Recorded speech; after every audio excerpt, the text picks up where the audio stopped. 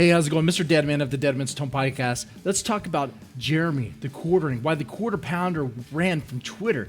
Is it because he ran with the money, $200K, $200,000? Or is it because he ran because he's embarrassed, ashamed? It could be that, right? It could very well be.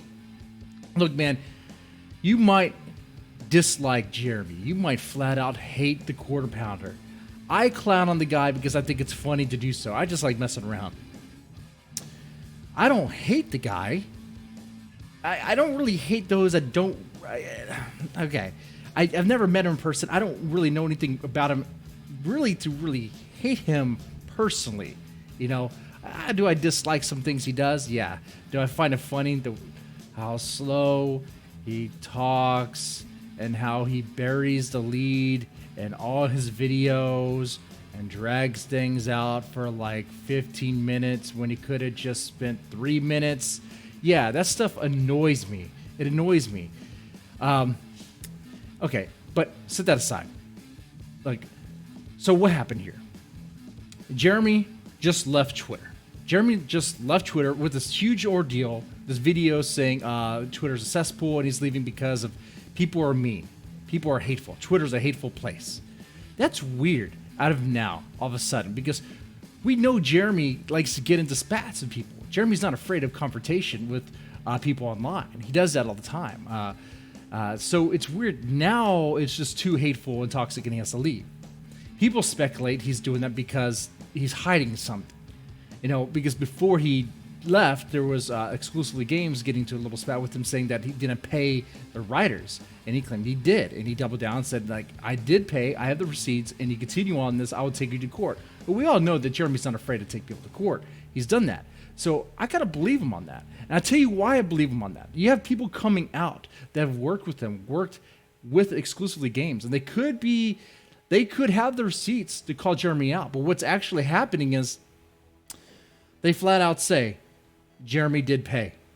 Now it's like they try to frame it as if it was maybe I think there was one person I saw where they kind of framed it like it wasn't really the amount they were expecting because maybe an editor gave them some information that was different from what Jeremy said. Okay, that's a problem of communication right there, and it's bad. But hey, if Jeremy paid, right? And then there's some people who complain and say they weren't paid, but their stories weren't even accepted. I published stories. Their articles weren't even accepted. Look, if your article's unaccepted, you're just not going to get paid. Don't cry about it, right? There's even more stuff, more people coming out. People that worked with Exclusively Games that are showing that, man, if anything, Jeremy overspent. Jeremy spent $500, $1,000, $2,000 on people to run the site. Run a site that looks like you could have just done it with WordPress. Just run that site. And he was paying top shelf for articles, for content. The guy was throwing money around on this project. People like to say Jeremy is a businessman. I guess so. Someone who's doing business is a businessman. Is he a good businessman? He just pissed off. He just pissed away a lot of money. Pissed away a lot of money on a project that's not profitable, that's not going to have any sort of return. Not very smart. Not very smart. And I think, if anything, he feels a little embarrassed about it. I would be. And I think you would be as well. You know? And you don't have to take my word for this. You can go... Look, if the place that's going to archive any sort of dirt on Jeremy, just go to the farms. Just go to the Kiwi farms. And you'll find it there. You'll find it there. You'll see people talk about this. Look, I can go through all these messages here. I can read them all for you. But what it boils down to is Jeremy was working with people. He was paying people. He was paying too much, really. He wasn't vetting his staff. And because of that, they took advantage of him. I mean, hell, he even worked with Ian Miles Chung. That's a bad indicator right there. Way overpriced. Avoid him.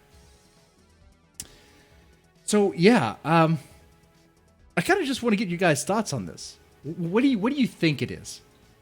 Because it's either Jeremy is like this smart con man that conned like a shit ton of money and ran, or it could be Jeremy made a bad business decision, just pissed away all that money and is embarrassed about it, and wants nothing to really do with it. Well, I mean, the problem is that enough for you to leave Twitter? I don't know, man. I couldn't tell you.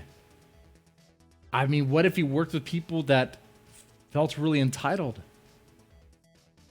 What if he's being bombarded with messages, pesky stuff, but people say, "Oh, I could do this, I could do that," or "You could have done this better." That would be annoying. I don't see this as some sort of grand Anita Sarkeesian grift.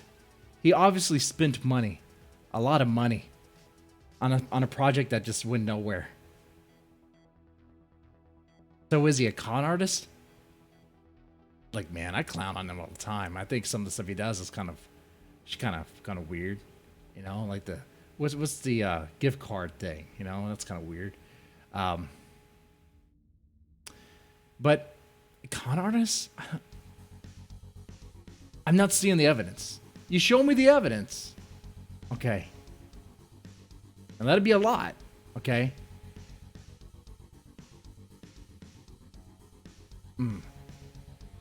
Anyway, let me know what you guys think about this in the comment section down below. You guys, ladies, take it easy.